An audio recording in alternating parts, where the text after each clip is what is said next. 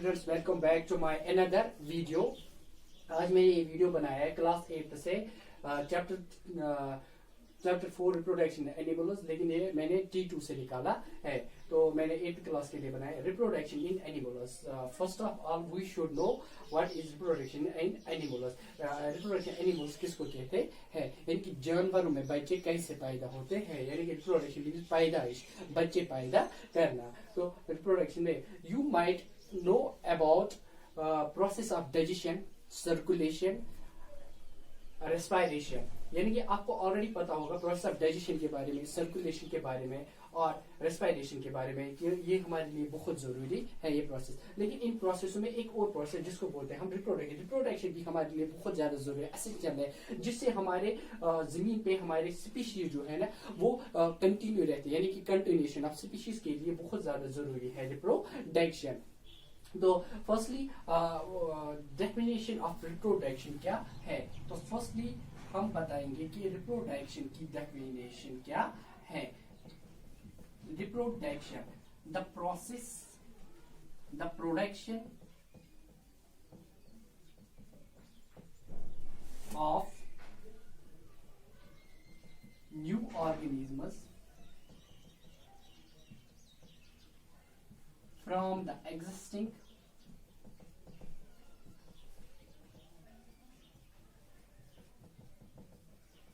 organisms of the same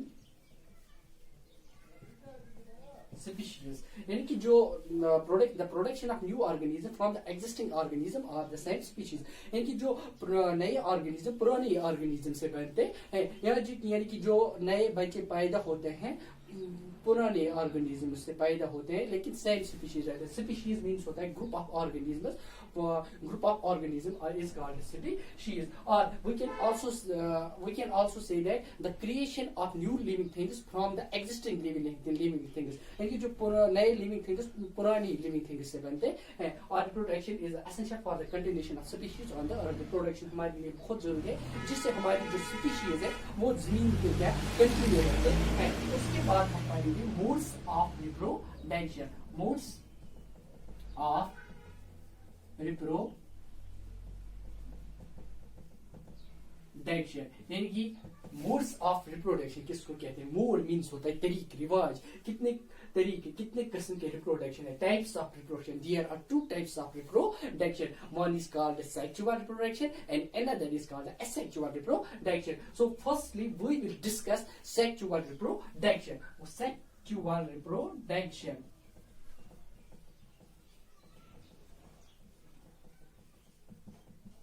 sexual reproduction, fusion of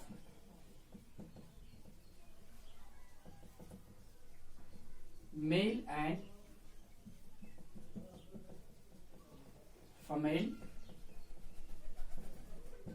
gamete, यानी कि fusion of male and female gamete. Fusion means mating, यानी कि जिसमें mail का भी होता है और फीमेल का भी होता है, यानी कि दो जिसमें दो पेरेंट सेल इन्वॉल्व होते हैं। One is called male and another is called female. Female gamete यानी कि जिसमें मेल सेक्स सेल भी इन्वॉल्व होता है और फीमेल सेक्स सेल भी इन्वॉल्व होता है, जिसको हम बोलते हैं sexual reproduction. So we should let's study about reproductive parts in humans. First reproductive part is called the male reproductive part. So we will discuss about male reproductive system in humans.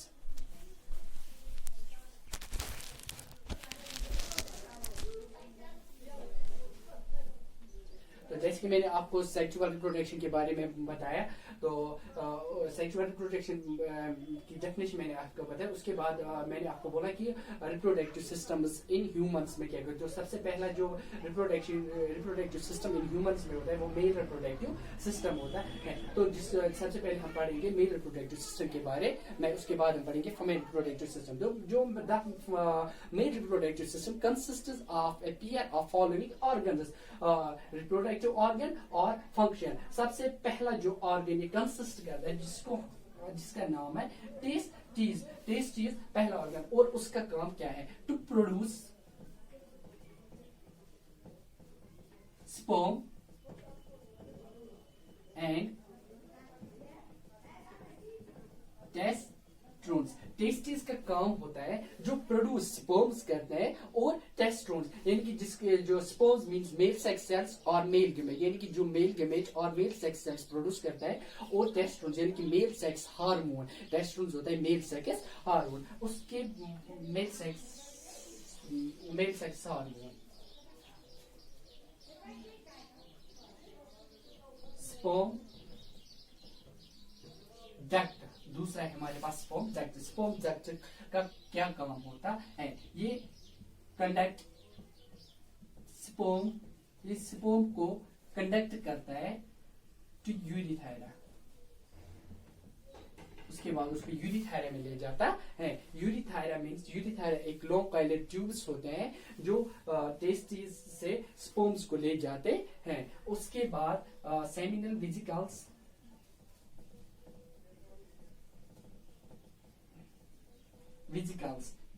Seminal vesicles and prostate gland, ये दो glands होते हैं जो seminal vesicles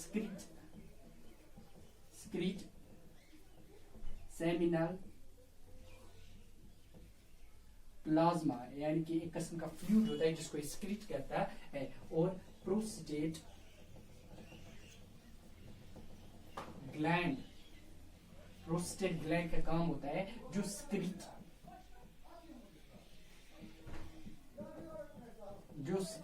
fluid करता है, एक किस्म का फ्लूइड होता है। उसके बाद जो एसिडिटी रहती है यूरिथायरा में to neutralize the acidity of urethra and make the sperm active। और लास्ट जो है वो है पेंस। पेंस के क्या काम होता है? Pass urine and deposit sperms into female vagina। The male reproductive system consists of the following organ, reproductive organ function। First जो ऑर्गन एक्सक्रीट करता है जिसको हम बोलते हैं टेस्टिस। टेस्टिस का काम होता है जो प्रोड्यूस करता है स्पर्म्स यानी कि मेल सेक्स सेल्स, और टेस्टोस्टेरोन जिसको हम बोलते हैं मेल सेक्स हार्मोन, ये दो प्रोड्यूस करता है। उसके बाद स्पर्म डक्ट जो स्पर्म्स को कंडक्ट करता है और उसके बाद यूरिथायरा में ले जाता है। यूरिथायरा मींस एक लॉन्ग कॉइलेड ट्यूब होता है। सीमिनल वेसिकल्स एंड प्रोस्टेट ग्लैंड, इन जो दो ग्लैंड्स होते हैं इनके साथ इनका काम होता है ये सक्रीट करते हैं एक फ्लूइड को, यानी कि सीमिनल प्लाज्मा और फ्लूइड को सक्रीट करते हैं। उसके बाद जो हमारे यूरिथायरा में एसिडिटी रहती है उसको न्यूट्रलाइज करते हैं, और जो हमारे पास जो स्पर्म्स होते हैं इनको एक्टिव करते हैं। क्या करते हैं? एक्टिव करते हैं स्पर्म्स को। और जो लास्ट होता है पेंस का काम होता है ये यूरिन को पास करते हैं, यानी कि पेंस का काम है यूरिन को पास करते हैं, और जो स्पर्म्स है स्पर्म्स को डिपॉजिट करते हैं इनटू फीमेल विजिना में ये स्पर्म्स को क्या कहते हैं? स्पर्म्स को ये डिपॉजिट करते हैं।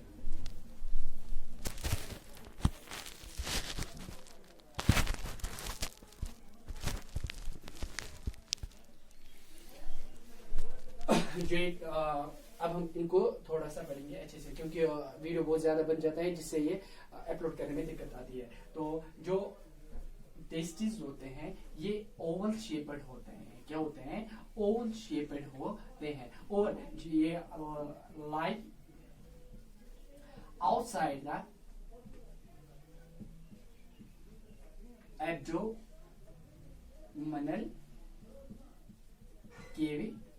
टेस्टी जो होते हैं ये ओवल शेपेड होते हैं, यानी इनका जो शेप होता है वो ओवल शेपेड की तरह होता है। और जो हमारे एब्डोमिनल से बाहर रहते हैं, यानी कि हमारी बॉडी से बाहर एब्डोमिनल से बाहर रहते हैं। और टेस्टिस का जो काम होता है, इनका काम होता है ये मेल सेक्स सेल बनाते हैं, मेल सेक्स सेल बनाते हैं जिसको हम बोलते हैं स्पर्म, और मेल सेक्स हार्मोन बनाता है, मेल सेक्स हार्मोन जिसको हम बोलते हैं टेस्टोस्टेरोन। और उसके बाद जो ये स्पर्म्स होते हैं ये एक लॉन्ग कॉइलेट ट्यूब में चले जाते हैं जिसको हम बोलते हैं यूरिथायरा, जहां से स्पर्म डक्ट इसको कंडक्ट करता है और यूरिथायरा में चला जाता है। और यूरिथायरा जैसे जो ये स्पर्म होता है, यूरिथायरा से जो ये स्पर्म होता है उसके बाद जो ये पेंस में चला जाता है और पेंस इसको डिपॉजिट करता है फीमेल विजिना में। और जो पेंस होता है ये हाईली इसका जो टिप होता है ये सेंसिटिव होता है। Thank you.